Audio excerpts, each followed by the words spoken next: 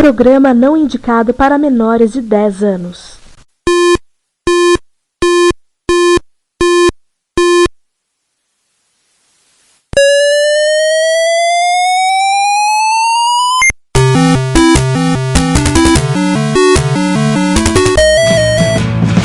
We bought it to help with your homework.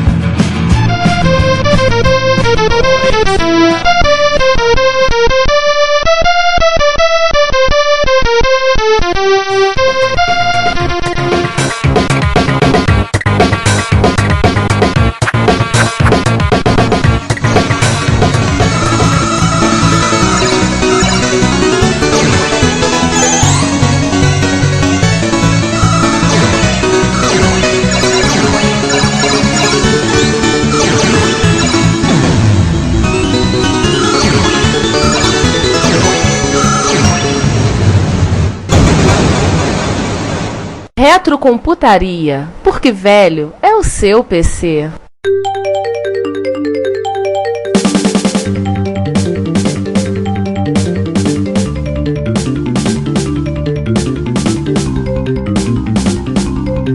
Olá, minha gente, eu sou o João Cláudio Fidelis, estamos aqui para mais um episódio do Retrocomputaria. Não se cansa de falar, velho é o seu PC, nós falamos aqui dos clássicos. Vamos lá, e hoje estamos com a nossa equipe toda aqui reunida. Primeiro aqui ao meu lado o Ricardo. Eu. E do meu outro lado, Sander Souza. E interligados com a gente, distantes em termos de fisicamente, mas bem pertinhos aqui, graças à internet. Bom dia, boa tarde, boa noite, eu sou o César.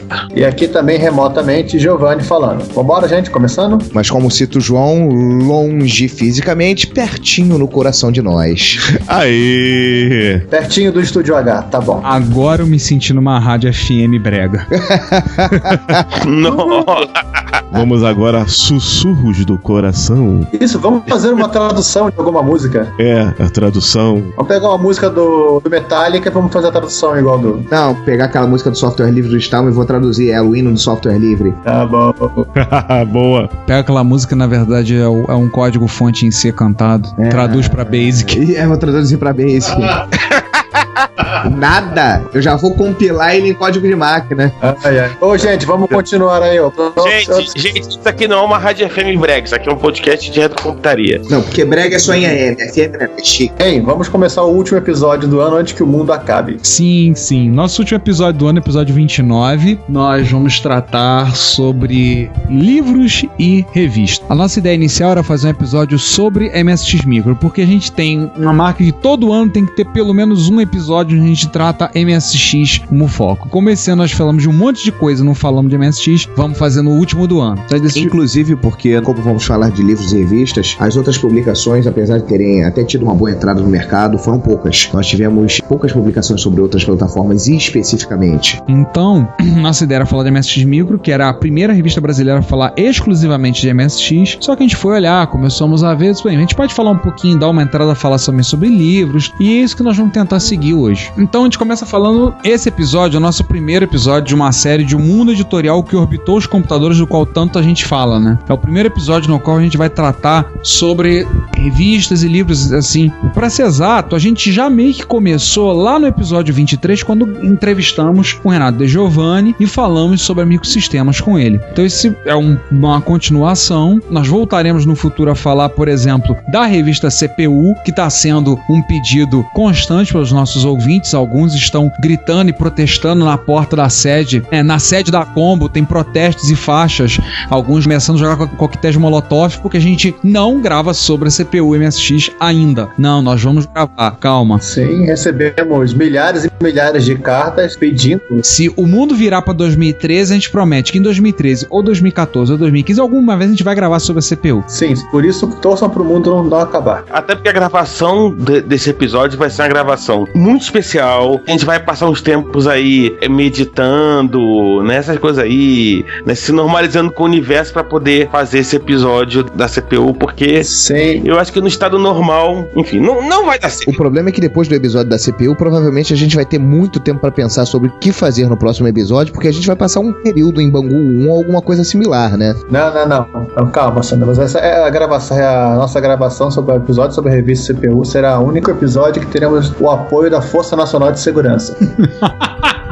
Uma coisa é certa, vai ser mais polêmico do que Mamilos. Então, vamos agora falar do mundo editorial, livros e revistas de MSX. Quem começa aí? Bem, a gente começa citando uma revista que não era de MSX. Começar pela Micro Hobby. A Micro Hobby foi uma revista que originalmente era conhecida como uma revista de usuários do TK e depois foi rebatizada para Micro Hobby. Ela foi publicada durante 33 números, saiu de março de 83, que foi no seu número 0, até julho de 86, foi o número 33. E era uma revista bancada pela pizzaria Microdigital e, obviamente, focada nos computadores produzidos pela empresa, claro. Então, tratava de... Ou seja, era focada em pepperoni, mussarela, calabresa. Não, isso aí desculpa, enfim. Porque a gente não consegue parar de fazer piada em cima, né, da pizzaria. Não. Desculpa, sim. É mais forte que a gente. E assim pra dizer que não é intriga nossa dizer que a Micro Hobby era uma revista bancada pela Microdigital, isso é porque tá no expediente dela. Tá lá, Micro Hobby é editada mensalmente por Microdigital Eletrônica, na divisão Micro Hobby da empresa.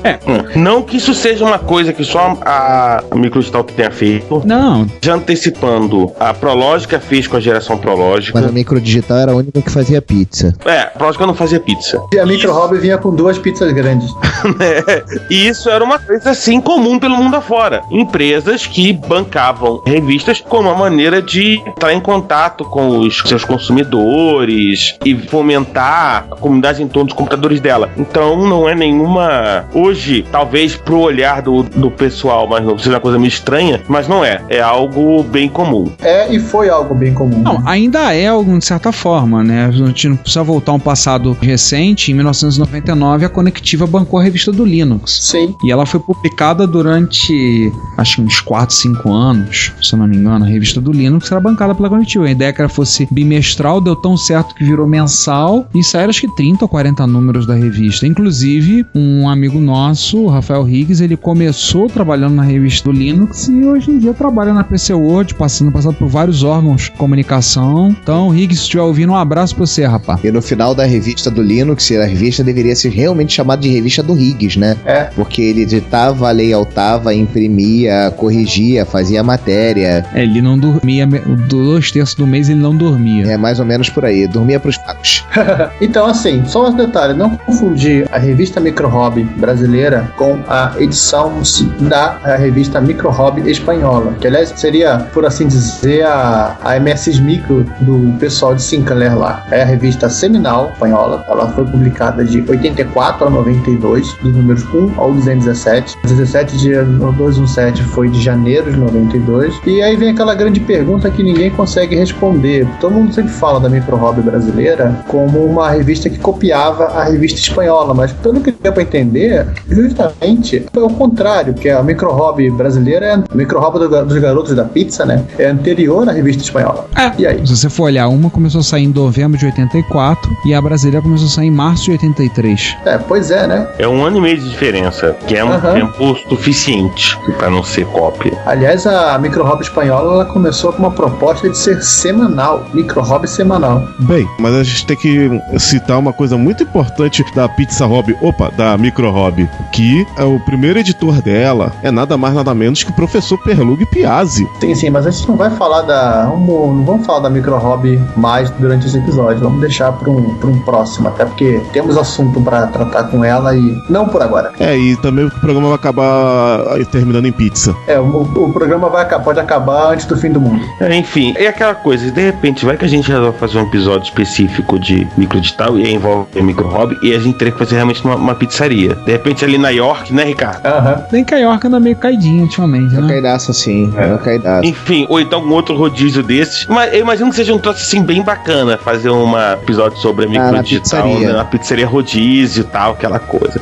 E convidaram os donos, né? Hoje tá difícil manter o foco, hein? Hoje tá difícil. Chama-se fome. Vamos lá, gente. Vamos voltar a MSX Micro. A MSX Micro foi a primeira revista brasileira a falar inteiramente de MSX. Ela falava exclusivamente exclusivamente MSX. Então, o que você tinha na época eram revistas multiplataforma. Você tinha sistemas que tratavam de todas as plataformas, você tinha a Micro e Vídeo, que por acaso era da mesma editora que fazia a MSX Micro, que era a fonte editorial. Você tinha, com exceção, tipo, a geração Prologica tratava dos micros fabricados pela Prologica, mas a Prologica tratava de mais de uma linha. A própria Micro Hobby tratava dos micros fabricados pela Micro Digital. Mas uma revista exclusivamente tratando de uma plataforma, e no caso o MSX, era uma novidade. Eu acho que seria uma novidade, pelo que me consta, até no mundo, né? Não seria só no Brasil. Não, já tinha na época. Teve a MSX Computing, que saiu na Inglaterra em 84. Mas em 84, a MSX é de 83, não? 85, verdade. A primeira revista, a MSX Micro número 1, por exemplo, é de dezembro de 85. A MSX Magazine japonesa, ela saiu junto com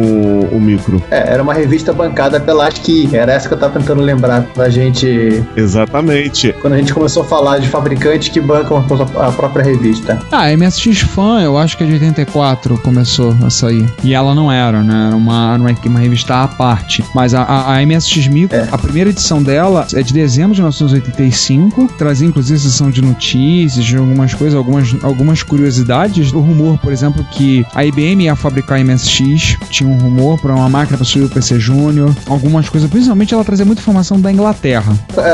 Uma diferença que ela começou a trazer e que ela tinha até em relação à geração Prologica e a Micro Hobby, que era muito focada no que as duas empresas que bancavam faziam, é que ela mantinha correspondentes fora do país. Ela tinha gente em Londres, Paris e Nova York que mandavam notícias. De Nova York o cara não ia mandar nada de MSX, né? O cara ia ficar forever alone. Ele falava de Spectra Video de Yamaha.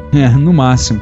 Não, mas assim, ela também trazia notícias, assim, apesar dela ser uma revista só de MSX, né, ela também trazia notícias de outras plataformas. Sim, eu tô vendo aqui, ela trazia muita coisa direta da Inglaterra. Principalmente ela trazia notícias quando era alguma coisa correlacionada com o MSX, por exemplo, falar da plataforma PC e fazer uma correlação com o MSX. Geralmente, muitos periféricos de PC, que depois de alguma forma ou outra acabavam ganhando versões de MSX, como por exemplo as impressoras, monitores. Por exemplo, no número 2, ela faz um comparativo entre plataformas, eles fazem um comparativo em termos de arquitetura. Porque até uma matéria, por exemplo, o MSX prova que é bom de briga, então eles fazem teste, avaliam o MSX e comparam o MSX com várias outras plataformas, comparam com o MC1000, o CP400, CP500. É assim, os testes meio loucos, né? Mas fazer o quê, né? Meio louco, TK2000, TK90X, eles faziam um teste coisa com Basic, algumas coisas de indexação, tá daqui. Assim, de forma como eles fizeram os testes, a metodologia não dava para ser alguma coisa lá muito confiável, exatamente. Pra você ter uma ideia, coitado do MC1000, os números estão lá embaixo, mesmo ele tendo os 80 também. Sim, claro.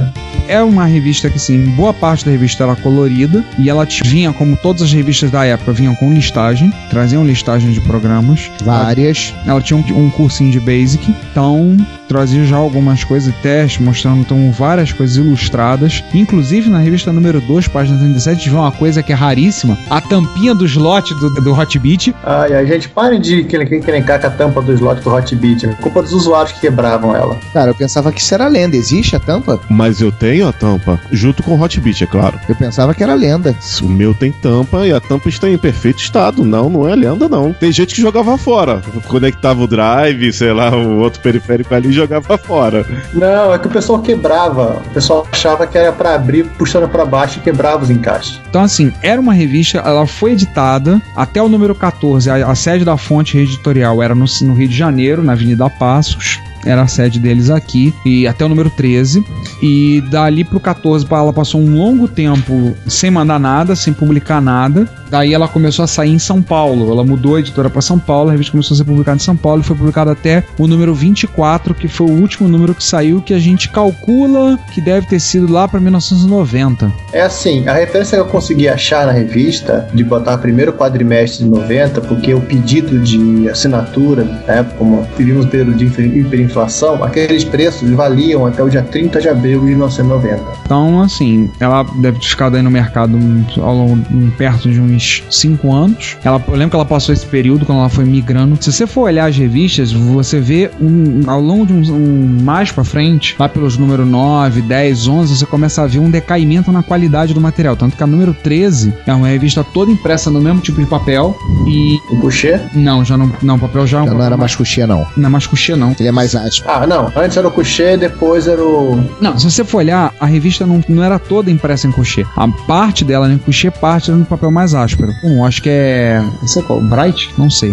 Mas, Ricardo, no final das contas, nas primeiras MS Micro, a sensação que você tinha de folhear a revista era a sensação do papel couché. Sim, sim. Era uma revista muito suave. Sim. Se você comparasse, mesmo com as outras revistas da época, a sensação que você tinha ao folhear a MS Micro era muito boa. Era uma revista... segundo conta, a geração Prológica era impressa papel higiênico, né? Não, papel higiênico reciclado.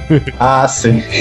Veja bem, não era qualquer papel higiênico. Era papel higiênico reciclado, impresso com fita de impressora também reciclada, porque as letras eram falhadas. Retintada, assim, porque a tinta era meio falhada. Mas dava aquela sensação de coisa feita com carinho, feita em casa por você mesmo, entendeu? Ah, sim. Dava a impressão que a revista era rodada no mimeógrafo. Mas isso era uma diferença brutal. Brutal. Quando a MS Micro chegou, eu acho que muita gente ali passou, acho que foi folhear pela qualidade da revista, que a revista era muito melhor do que você tinha no mercado, mesmo a Microsistemas, que era uma revista mais estabilizada, e de repente começou a folhear, e de repente os caras gostou ali, e era uma revista de excelente qualidade mesmo, de repente passou a ter um MSX, a ter essa qualidade que a MS Micro tinha nos primeiros ali 9, 10 números. Sim. Em termos da qualidade do papel, era muito bom você folhear a MSX Micro. Não era como, por exemplo, CPU, que era um troço esquisito, o papel onde eles imprimiam as coisas. A CPU, como eu disse, ela era impressa no mimeógrafo. Peraí, a CPU chegou a ter papéis, né? E tem uma outra questão. A diagramação da MSX Micro era muito agradável. Sim, inclusive eu ia falar uma coisa que se por um lado o papel ele decaiu, por outro lado a diagramação ela só se superou. Inclusive por causa das matérias que a gente vai chegar lá, certas matérias, como por exemplo matérias de jogos, eles começaram a publicar mapas, publicar um monte de coisas que exigiam uma diagramação mais requintada. E isso deixava um charme na revista sem igual. Não, e até um acabamento mais requintado, né? Por exemplo, ela tem dois artigos sobre o Nemesis 1 e sobre o Nemesis 2, que eles incluíram os mapas das fases, né? Sim, sim. E não mapas desenhados, as fotos da tela que eram emendadas umas às outras. Isso numa época só não tinha o emulador, o recurso de screenshot e o do snapshot antes de ver, e da câmera digital, né? Troço feito à mão. E uma coisa, na parte central da revista, e eles tinham esse texto dedicado, tá? Eles tinham essa parte que tinha os mapas. Eu lembro que, por exemplo, a 14 trata do Spitfire 40, acho que a 17 trata do Jack the Nipper 1 e 2. No final também tinha as matérias quando tratavam com fotos dos jogos, tudo. Inclusive, vale lembrar, se eu não me engano, na MS Micro número 18, acho que é a 18, a primeira referência que você tem nela do Elite, e na 19, a primeira referência que a gente tem é o clássico que completa 25 anos em 2012, Metal Gear.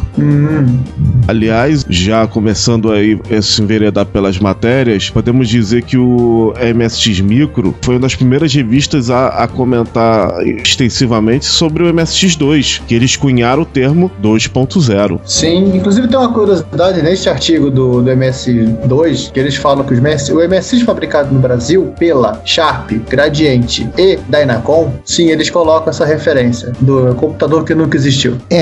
Eu ia perguntar exatamente isso. Onde é que está o MSX da Dynacon? No mesmo local do Coco da Dynacon? Não, o Coco da Dynacon nem existiu. Eu quase tive um. Olha, gente, sem querer ser chato, eu achei aqui na página 17, tá, número 19, a propaganda da MSX Eyes. Vocês lembram dela? Lembro. Eu acabei de passar uma aqui na MSX número 5, que ele fala sobre o MSX2 da JVC, o HC95. Só que a foto que eles colocaram é de um Micro Thunder na casa dele, o CF2700 da Panasonic. Mentira! Esse é um mero detalhe. Mentira, cara! É sério! Eu olhei aqui, eu conheci computador. Ele é um 2.0 Plus. 2.0 segundo eles. 2.0, top de linha, com muita memória. Putz, grila, cara. Caraca, ele é o CF2700. Gente, uma outra coisa que eu achei pra alegria do nosso entrevistado do programa anterior, do Juan, numa das 10 micro-hobbits, deixa eu ver se consigo lembrar, eu acho que foi a 17, eu achei uma referência do lado do LZ. A referência do equipamento em si, inclusive com a foto. A propaganda da empresa, né? Que é uma coisa que, como o Juan mesmo lembrou, eles não tentaram vender pro mercado mais espalhado do consumidor final. Então, chegar aqui, quem quiser se interessar, Micro Hobby número 7, o Collor 64, da Indústria e Comércio de Computadores Novo Tempo Limitada. Collor 64, isso me remete ao nosso querido amigo Juan Carlos Castro e Castro. Sim, agora só pra citar aqui, Ricardo, Avenida José Mendonça de Campos, 680, São Gonçalo. Sanga City, Gian Gonçalo. Saigon. A Cláudia vai me matar pelo Gian Gonçalo. Gian Gonçalo. Abraço pro pessoal de Gian Gonçalo que tá escutando a gente, se é que alguém lá tem televisão ou internet. Ai. Mas aí, vamos voltar aqui.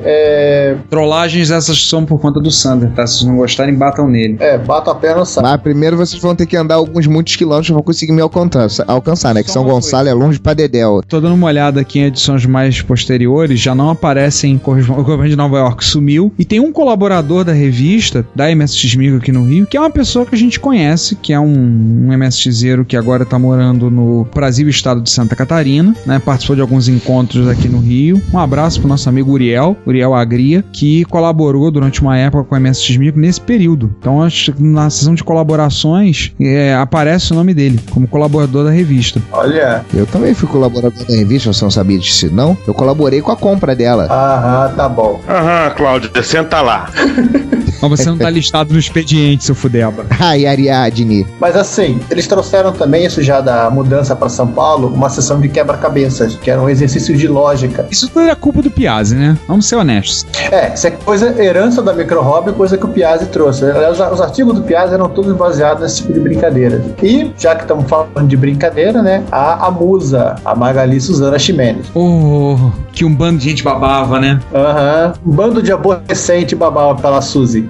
E olha que ela não tinha nem ilustração, hein? Eu tenho a impressão que se você fizer uma pesquisa entre os MSXeros aí, tipo, o primeiro amor platônico da vida, eu acho que a Magali Suzana Ximenes vence.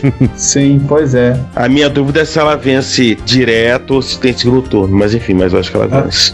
Na realidade, assim... Eu vou fazer essa pesquisa. E uma coisa que eu descobri que entre os usuários de Spectrum espanhóis, o amor platônico deles, a primeira foi a moça do Game Over. A moça do Game Over. Eu já imaginava. O desenho do Asprila. Asprezi. Inclusive que o Asen tem um pôster na oficina dele gigante lá. No caso do Asen até hoje. Mas assim, gente, só uma lembrança. A Magali Suzana Ximenes, que as 3 letras das iniciais do nome dela significam, obviamente MSX, ela era uma ficção da revista, era um dos editores, um grupo de editores que publicavam a mocinha que respondia as cartas dos marmanjões. Não diga, é sério? Sim. Tem gente que deve acreditar nisso, né? Giovanni, eu vou agora falar uma coisa constrangedora para os amigos de colégio que chegavam e confessavam que batiam uma por ela. Ai. Sim, tinha colegas de colégio que chegavam a esse ponto do onanismo. Tá bom, não vamos chegar no ponto. E nesse momento a gente tem que subir o podcast pra censura 14 anos. Sim, pois é.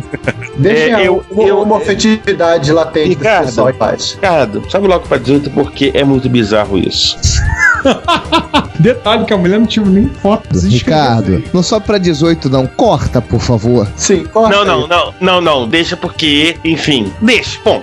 Sim, vamos falar o seguinte, já que a gente falou da Suzy, que nunca existiu, vamos falar de uma coisa mais engraçada, que é o fato da Cláudia Hanna ter sido utilizada para vender MSX e talvez ela não saiba disso até hoje. Sim, claro, digitalizar não, feito pra vender, ela foi colocada pra vender digitalizador. Não, a propaganda dos kits de MSX, da MPO. A Caixa usou pra digitalizar, fez a captura da imagem, usou, e aquelas imagens que ele capturou, que é o pavão, que é um negócio de coisa da variação da bolsa, o Bo, Sarney, a She-Ra, a Xuxa. Mas antes ou depois do filme?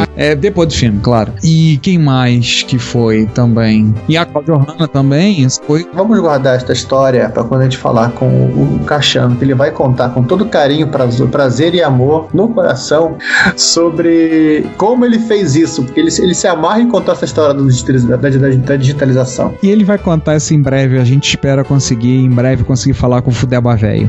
A MSX Micro foi até o número 24, mas o professor Piazzi participou como editor até a edição 21. E eu gostaria de falar duas coisinhas rápidas sobre MSX Micro. Vai lá. Uma é que ela me fez comprar um kit de MSX2, porque ela falava muito sobre o MSX2 e falava muito sobre os jogos de MSX2, inclusive nas matérias de jogos que são excelentes. Como eu já falei aqui, agora vou abrir mais um detalhe: a MSX Micro pro MSX0 é a revista mais gamer, apesar dela ser excelente em termos de matérias de programação, os desafios de lógica que você mencionou, Giovanni, mas a parte gamer também da revista era sensacional, justamente por causa dessa qualidade das páginas coloridas. Eles cada vez melhoraram mais, colocando fotos cada vez maiores dos jogos. Pra quem conhece o processo de fotografar a tela, na época que era por fotografia, o trampo que dava, é um trabalhão, porque é tudo fotografia na época, como você falou, Giovanni, não tinha... O screenshot era as imagens em preto e branco. Não era apertar print screen.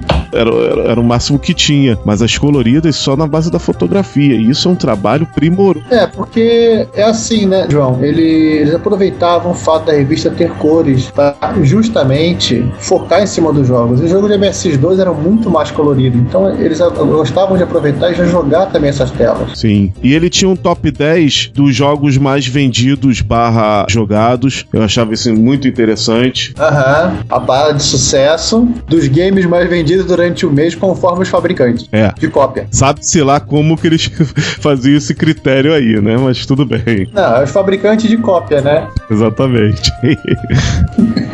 Deixa eu só fazer uma errata. Metal Gear saiu na edição 21, e uma coisa que eu achei bem interessante, ela foi uma das primeiras revistas a trazer alguma coisa diferente em termos de linguagem. Ela trazia listagens em Turbo Pascal, código para Turbo Pascal. Eu acabei de achar aqui, eu olhei e vi, acabei de ver coisas relacionadas a tratando de informação, tratando de Pascal na revista. Enquanto tratava muito mal de Basic e alguns tratando de Assembly, eles expandiram pro Pascal. Na época eles tinham apoio também do pessoal do MISC, né?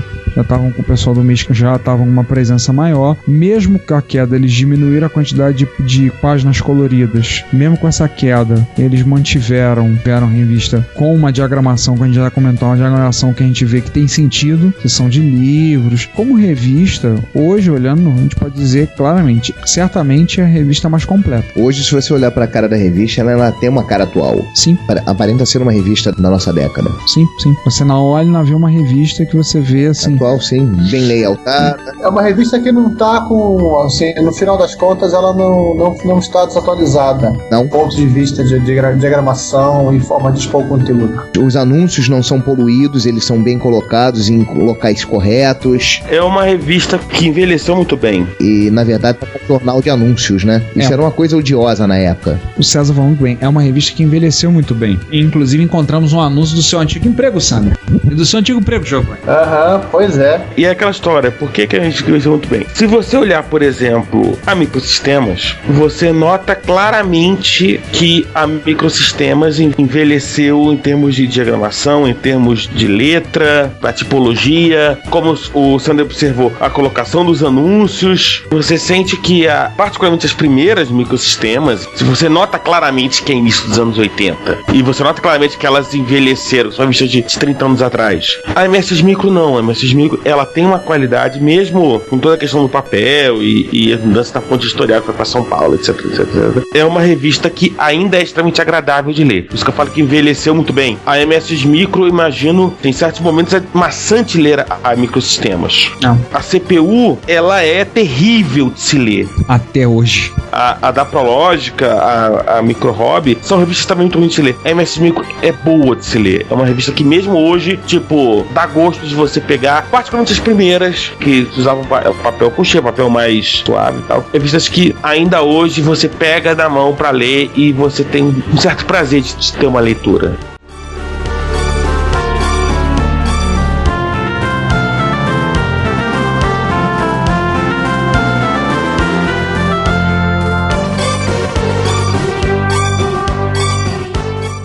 Olá, eu sou o Moacir Alves, presidente da AC Games, e você está escutando o Retrocomputaria. Bom dia, boa tarde, boa noite. Bem-vindos a mais uma sessão de notícias do Retrocomputaria, seu podcast de retrocomputação. E como já dizemos Nossa, quantos episódios, César? 29 O que dizemos mesmo, Ricardo? Que eu já esqueci, eu tô ficando velho. Porque velho é o seu PC. Ah, sim, claro. Estamos aqui, então, gravando excepcionalmente o estúdio secreto pirata HJ. Tivemos nosso descoberto no momento. E vamos começar? Vamos lá. É nóis. Então nós começamos já na sessão de notícias e começamos pela tradicional sessão 2012 das efemérides. Aliás, é a última do ano. Pois é, porque depois virá 2013 das efemérides. Exatamente. Pois é. Então começamos pela efeméride de 20 anos do Amiga 1200. Aliás, como eu já falei já em algum episódio, talvez o único amigo que eu viria comprar um dia. O único e também o último amigo lançado pela Commodore. Eu não tenho um número na mão pra ver se é o mais popular dos amigos, mais vendido, não sei. Mas certamente é o Amiga mais infinitamente expansível e hackeado de todos. É um dos mais hackeados. Expansível só o 4000. Mas o 4000 era um monstrinho. E, inclusive em termos de preço. O 4000 partia de um preço muito mais alto. O 1200, ele não era o mesmo preço do 600, mas o 600, a possibilidade de expansão era bem menos. Sim. Eu acho que assim, o 1200 talvez é o sucessor do Amiga 500 e vai lembrar com o comentário que teve no English Amiga Board, foi no dia 21 de outubro de 2012. O pessoal comentou, alguns botaram alguns comentários muito curiosos, por exemplo, ei, onde está o botão de curtir? Aí um outro usuário falou que queria dar um abraço no seu Amiga 1200. Já teve assim, ela só tem 20 anos, justamente a idade que eu gosto. Entre outras, vocês podem ver um bolo de aniversário na forma de um Amiga 1200. Deve estar gostoso esse bolo, tem muito chocolate. Eles também acrescentaram uma notícia, uma reportagem da Apple do lançamento do Amiga 1200, que é talvez o modelo de Amiga mais querido entre os usuários.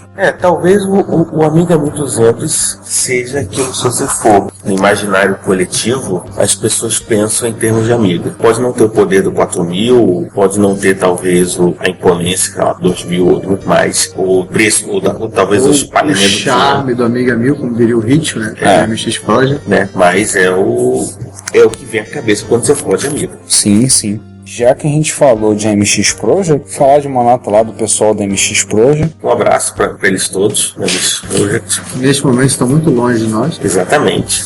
Temos uma matéria feita pelo Daniel Campos, desencavou um item que fez um amigo nosso, saltador de tubarões, querer ser comido pelo tubarão, de raiva.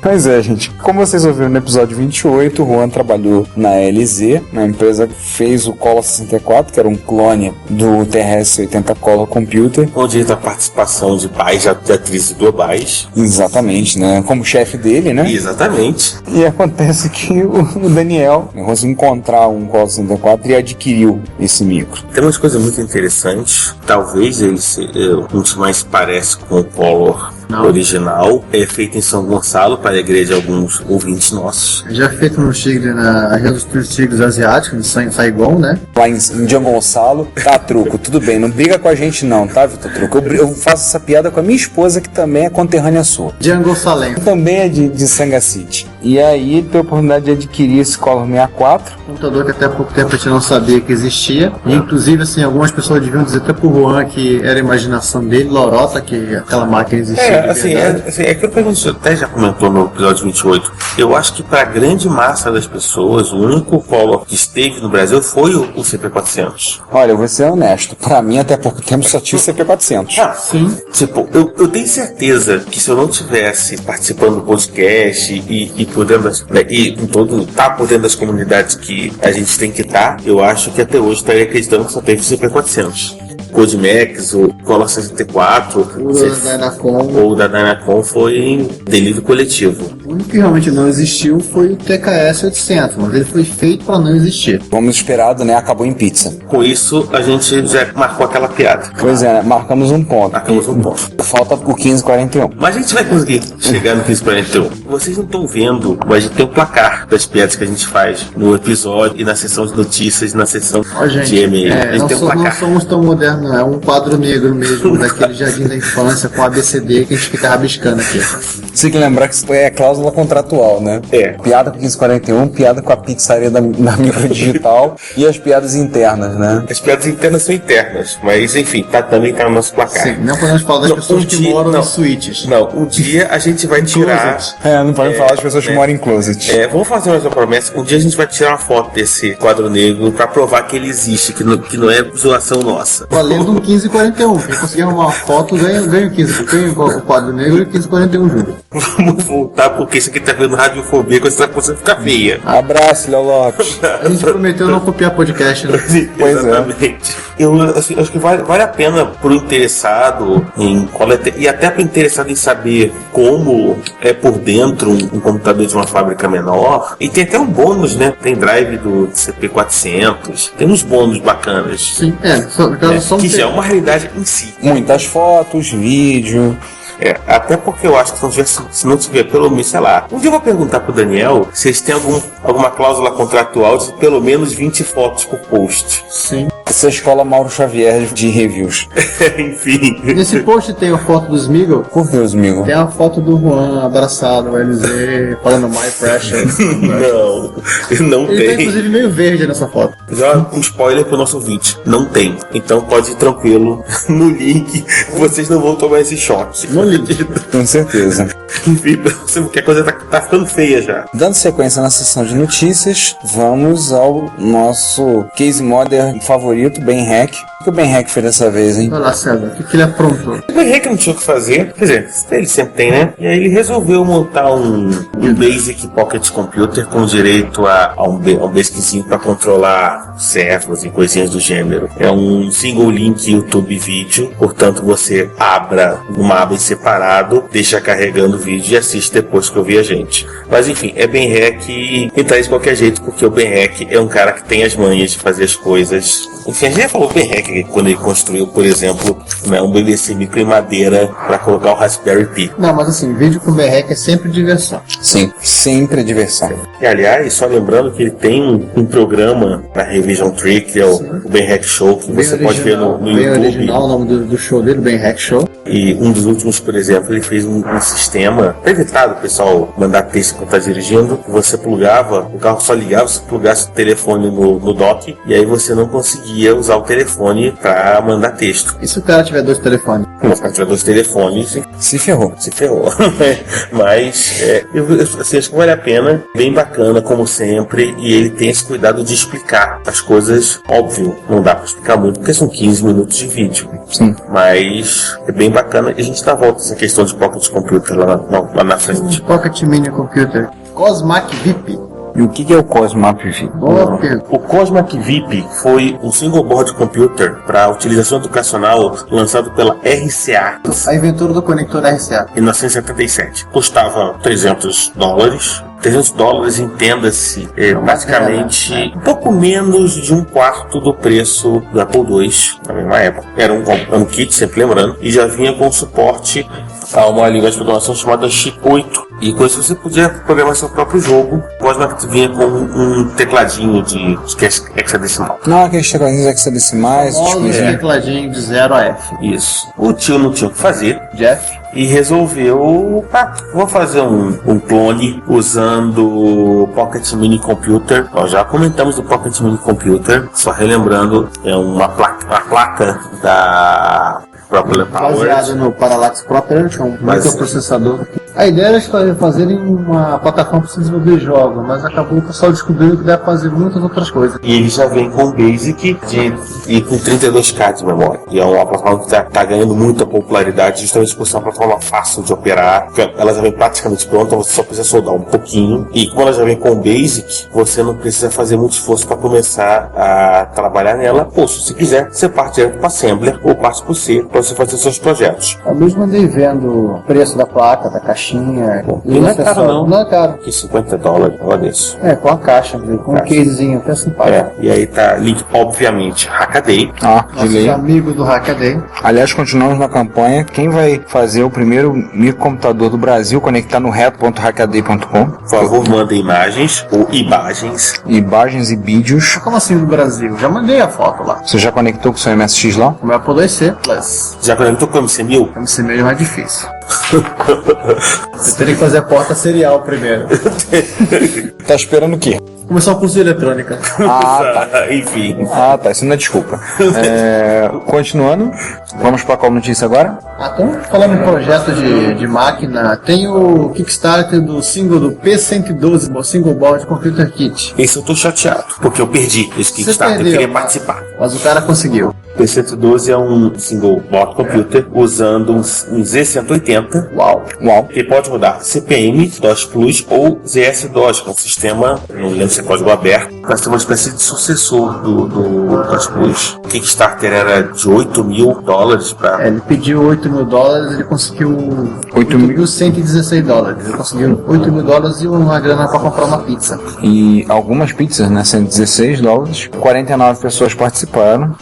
Deixa eu marcar aqui. Menos o César. Da pizza. Pronto. 49 pessoas participaram. Se o César tivesse participado, seriam 50. Pois é. Né, tinham duas classes de preços, $100 e 170. O 170 já vinha tudo montadinho, bonitinho. Legal. Inclusive, você estaria comprando. Não. O montadinho não. Já vem todos os... Não, o 112 vem a placa e se vira aí. O 170 vem com todos os pedaços necessários. Você pode montar, vem com tudo. Independente disso, você vai ter que saber como usar um ferro de solda. Esse é o meu problema.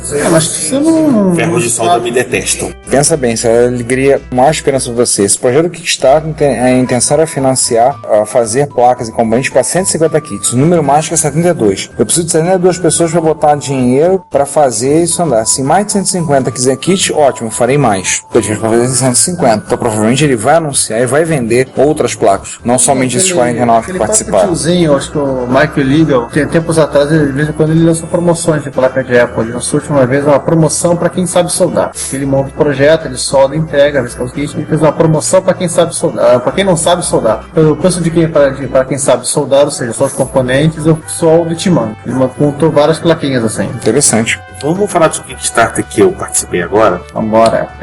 Aniversário de 15 anos? Não, Kickstarter. Elite Dangerous? Então, faz 15 anos, da Nuvem Azul. Meu Deus, a coisa tá piorando.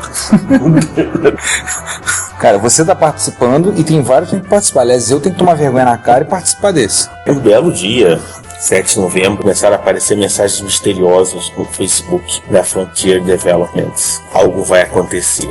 Esse mesmo dia aparece o Kickstarter do Elite Dangerous, o mítico Elite 4. Nunca antes toda a história do Brasil lançado. Né? Toda a história do planeta. De todos os planetas. De todos os 8 sistemas. Incluindo o Lave. Começando por Lave. Começando por Lave, claro. Incluindo o comandante Jameson, que eu nunca tinha visto isso também. Meu Deus do céu. A coisa tá feia hoje. Você não tem ideia de como a coisa tá feia hoje. Tá feia sempre, então tá. Bom, deve faltar aí ainda, sei lá, 20 dias quando vocês estiverem ouvindo isso. Bastante dias, os caras já conseguiram 30%, um pouco mais de 30% do objetivo. O Kickstarter vai até 4 de janeiro, então dá um bom tempo ainda de vocês participarem. Pode participar desde uma libra, 5 libras. 5 libras até tipo de legal, né? Até, mas acho que é 5 mil, que já esgotou. Até 4.500, que é o que os 5 mil na hora da nossa gravação esgotou. Mas até 4.500 está disponível. De coisas interessantes, com 20 libras é a promoção para vocês receberem um download do jogo digital. Com 40 libras é a promoção para acabar do seu nome fazer parte do banco de dados dos jogadores não humanos. Tem outro detalhe, com 35 libras você vai ter direito a baixar, além do jogo, tudo uma versão digital da continuação para The Dark Will, que é um romance, a história que eles escreveram em cima do universo de Elite e eles publicaram. A roda preta. A roda escura. Aí tem que com 100 libras você ser beta tester, com 150 você membro fundador, 200 você vai ser alpha tester, mas o mais legal, em 500 libras você vai ter uma estação espacial com seu nome, 750 você tem um planeta com seu nome, e com 1500 que eu acho que é o sweet spot. Uma pausa, 750 você vê um planeta com seu nome e você ganha um convite pra festa na Inglaterra. Se vida pra chegar. Agora com 1500 eu acho que é o sweet spot. Por quê? Óbvio, você recebe todos os prêmios anteriores, mas com 1500 você pode se chamar Commander Jameson. Vai ganhar uma carteirinha de comandante Jameson. Eu imagino que vai ter gente mudando seu nome para Commander falando de tal Jameson. Eu pensei numa piadinha aqui, mas eu vou ficar quieto. Mas o caso agradece. Ainda bem. Um lembrete de 5 mil libras, que já encerrou no momento, jantar com a equipe da Frontier, incluindo David Braben, em Cambridge. Vai ter um sistema estelar central com seu nome e todos os prêmios anteriores. Que é coisa para caramba. Com 4.500 livros, você tem o direito de escrever a sua fanfiction em cima de Elite sem que a Frontier te enche o saco. Aliás, é o seguinte, viu, Ricardo? Além de só encher o saco, mas Eu vou ter onde é que eu vou arrumar 4.500 libras?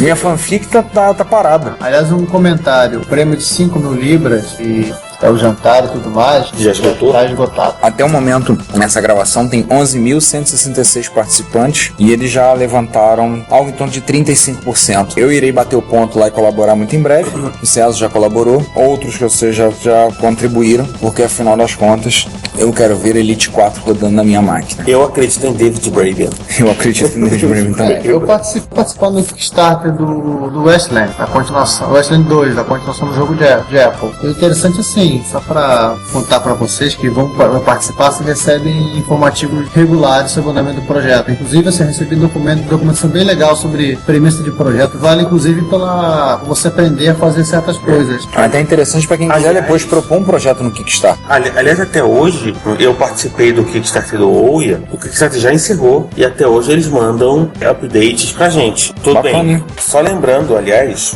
a previsão é março de 2014.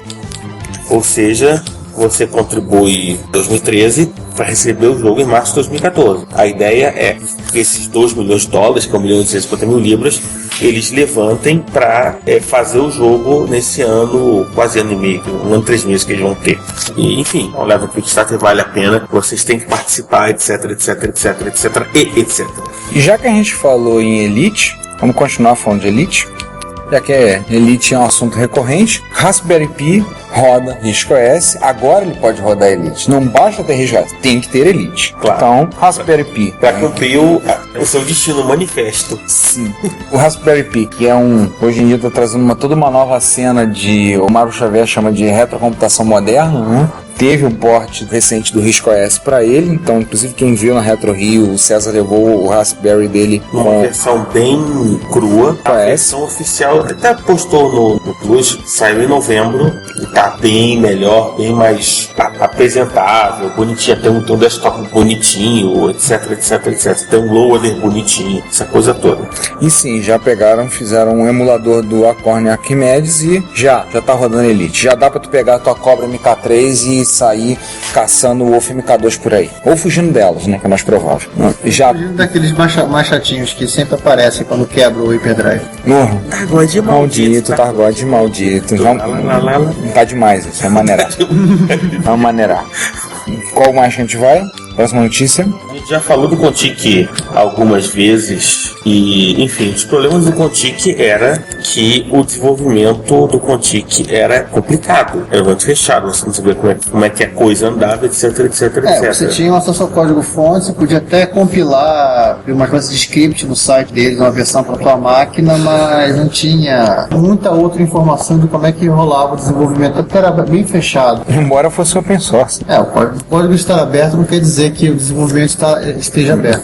Né? O código aberto pode fechar. Acontece em vários casos. Um abraço pro Google, que adora fazer isso. Um abraço pro olho que tudo vê, o Google. O Contic tá passando por algumas mudanças para tentar ser mais aberto, até para poder atrair desenvolvedores pro projeto. E agora o Contic tá no GitHub. Fork me on GitHub. Ou seja, se você tiver de saco cheio de como as coisas estão correndo, você pode fazer seu próprio Contic. Vá lá, faça caiaque, Barca Rio Niterói, ou qualquer outro nome que vocês quiserem chamarem. Já que a gente falou de coisas que rodam em CPUs Motorola, também, a gente já falou várias vezes dele, mas vamos falar só para o completeness, que é o Project Kiwi. A gente já comentou, acho que 2 episódios atrás, do Project Kiwi, e a gente está colocando o link da página oficial para que vocês possam saber como é que anda. 58008, andamento do projeto. A 10 MHz, 4 MB de memória, sendo 512 tamanho dedicado para vídeo. E a marra 99,90. Ai, Jesus, tem alguns MSX vão sentir um frio na espinha nesse momento. Olha, Dual Seed estéreo, matamos o Márcio do coração. Márcio Lima, não morra, tá? Nós gostamos de você. Interface DE, com interface de drive, um FD 177X série, um chip Real-Clock da Epson, rede Ethernet padrão, interface para PS2, 2 joysticks Atari, porta serial e paralela, uma ROM de 32K com Enhanced Basic, sem dúvida. Seja lá o que seja esse cara. Bom, Tem o link. tem o link e vocês também podem ver a diferença. Por favor, leiam. Vale a pena para vocês verem quantas anos do projeto. Tem umas fotos bem interessantes. Sim. Só faltou o MIDI. Pois é, né? Só faltou o MIDI. Aí o Márcio não vai comprar. O Márcio ia arrumar um jeito de não comprar. Ele pediu uma placa MIDI por jeito. Cara, o Márcio ia arrumar um jeito de não comprar. Ponto. Não tem mídia, então não serve. Se tivesse mídia, ele ia reclamar de qualquer outra coisa. E assim, tem fotos bastante coloridas, inclusive uma arara e outras imagens, para mostrar o computador em ação. E já que estamos falando de coisas coloridas e imagens, pessoal, César, explica que o pessoal do Boing Boing achou. Chamado Easy Key Keyboard Overlay. Você comprava o jogo, ou Apple II. Pra Apple II, ou o jogo educacional, o quiz, educacional, etc e tal, e você colocava por cima uma malha, inclusive um teclado, uma malha com as respostas que você podia escolher do quiz. A malha era colorida, né? Você customizava o teclado, cada tecla virava a resposta. Ou seja, virava o computador do Hermeto Pascoal. Não, virava um Pense Bem. Virava um Pense Bem. Não, o computador do Hermeto Pascoal era assim. Quando ele falava aí. Era assim, era o computador do Hermeto Pascoal. Ó, gente, aliás, tem um erro aqui nos caras, eles comentam que foi criado pela CBS Software e que o software educacional em 1908. Uau, 1980, né? É raro o 0 e o 8 da posição e o Word não corrigiu automaticamente. Passou pelo... Vale a pena interessante ver como funcionavam as coisas, essa solução que as pessoas... porque é a solução simples e engenhosa. Para simplificar a interface. É. Até porque estamos falando de Apple II Plus, né? Apple II, no caso, talvez o primeiro. De que ano que é mesmo? Isso, 1980. Tinha máquina de 4K, 16K. Podia gastar tanta memória para montar a interface. Não, e aquela coisa, e é muito mais fácil para a criança, para ela ver a resposta lá, já marca que tem que ficar fazendo aquela associação. Tem que estar sim ou não, 1 ou 2. Até porque o objetivo do jogo não era ensinar ninguém a digitar, né? Era apenas facilitar. Facilitar a interação, né? Enfim, eu acho que a gente chega agora ao último. Não, ainda tem um. É o penúltimo. O que acontece quando uma criança de 13 anos encontra um Commodore 64? Ela xinga 1541. Deixa eu marcar aqui, pronto, mais um. Sim, pelo menos eu sei que vou dar como um pombo enquanto no 1541. A gente sabe. Você tem uma arma de chumbinho.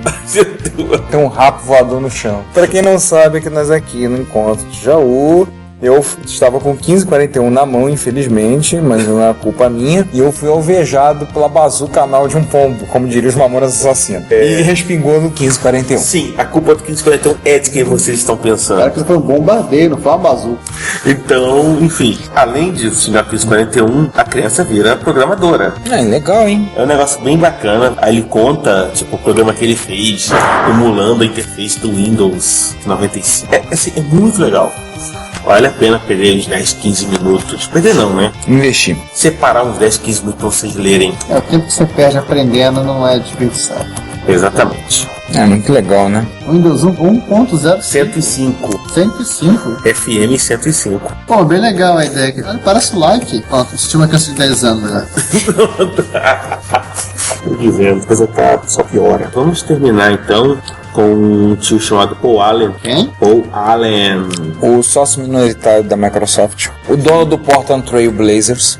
E que resolveu abrir a coleção dele pro público. Montou um museu. De time de basquete? Não, de computadores. Computador. De basquete não. Lá em Seattle. Onde ele mora. O museu está aberto de quinta a domingo e fechado em um período como ação de graças e Natal. Custa a entrada $5, sendo 2 para estudante, 2 para maiores de 65 anos, 2 para militares nativos e crianças abaixo dos 12 anos de graça. É o Living Computer Museum. O mais interessante é a proposta de manter os micros funcionando. Obviamente tem um departamento, uma exibição da Microsoft, mas o que traz de muito interessante é ele mostrar as máquinas em funcionamento. Temos máquinas da Digital. Temos máquinas... Nossa, Deck System 2020. Mas aqui coloria as máquinas da Digital. Olha, eu não sei, mas tinha um gosto esquisito. Tem PDP-10. Essa aqui parece que é do Salgueiro. Tem o Xerox Sigma. Olha, PDP-10 tem mais de um. Tem PDP-7, PDP-10. 3 PDP-10. VAX 11. Data General MV8000. O Data General novo. E o mais interessante é, se vocês forem em Get Involved, request a login, vocês podem pedir um login para ou alguma das seguintes máquinas abaixo: Tops 10, Tops 20, SAP 1 e o VAX 11. exatamente isso, pessoal. Pode pedir um login. Ah, eles têm um painel de console de IBM 360 modelo 91 online. Uau! Para quem gosta, Vai lá mexer nele. Aí dá pra brincar com o Hércules. Você pode tanto baixar o emulador quanto baixar as imagens de disco. Meu pai vai se sentir em casa se fosse mexer lá. Depois você passa os links do. As imagens estão prontas já. Só baixar as imagens, configurar o Hércules e rodar. Como seria seu pai dar o IPLC. Isso. O que mais que eles têm? Xerox Alto, Altair, MSI 8080, TRS-80, Apple II Plus, Atari 400, Osborne Executive, Commodore 64, IBM PC padrãozão, Macintosh. Peraí, gente, o Bill Gates deixou botar o Commodore 64 lá depois de tudo que o Jack Traver fez, com a licença dele. Acho que ele tá se lixando. Eu vou botar um post-it colado assim: software não original. maldito Jack Tran. Não, vocês não viram. Na exibição da Microsoft, Windows 1.0, Windows 3.1, o Bob e o Windows 7. O Bob. Peraí, gente, cadê o ME e o Vista? Alguém se importa, ao contrário do Bob? Porque o Bob pelo menos ele sacaneia. Ah, não, o Bob é o upgrade ao Vista. O upgrade dele é o Millennium. Claramente, pelo menos até agora, o museu ele está muito mais focado, muito mais forte na parte de mini computadores e time sharing do que micros. Mas é muito legal, né? Primeiro porque, enfim, é legal, é bonito, que é de verdade. É um troço bem interessante. Uma das nossas promessas, vocês sabem, né, cara, que as promessas que a gente vai cumprir em algum momento no futuro. Talvez em 2013. Em 2013, se não for. Se o mundo não acabar amanhã, ou é depois de amanhã? É um dia desse aí. Vamos contar para pessoas que estamos num bunker já gravando isso aqui? Não, mas tem já o mesmo. A gente fala um pouco sobre a influência dos mini computadores, né, mas enfim, são uma outra história. São a influência direta e indireta dos mini computadores na computação dos anos 70 e 80.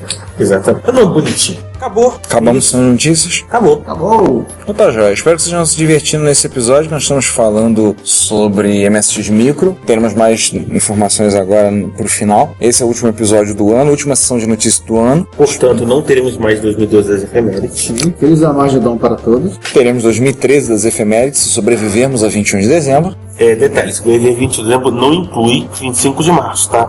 Bem lembrado. E nem Saara.